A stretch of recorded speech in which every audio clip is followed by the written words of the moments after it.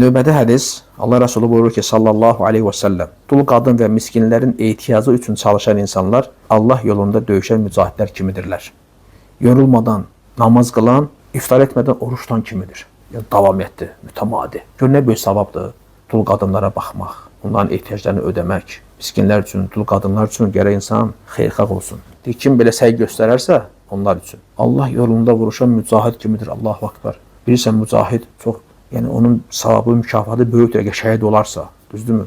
Hər adam canından keçirmir, qardaş, hər kəsə canı əzizdir, canına qıymaq istəmir. Lakin mücahid hamısının gözünün önünə alıb. Deyir, Allaha canım da, malım da fəda olsun, çıx Allah yolunda. Əzəmətli bir ibadətdir. Gör, bax, miskinlərə, dul qadınlara baxanın halına bax, Allah Rəsulü kimə bənzətdi? Mücahidlərə. Həmçinin, necə ki, hədisin davamında deyir, gecələri namaz qılana bənzətdi, dayanmadan. Və həmçinin də gündüzləri oruçlarına bənzətdi, dayanmadan. Deməli, əzəmətli ibadətdir, əzəmətli bir əməldir.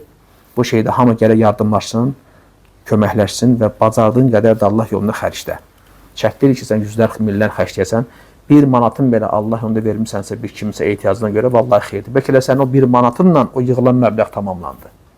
Nə bilirsən? Bəzən görürsən, elanlar paylaşırlar. Bəlkə də sənin 1 manatın tamamladı.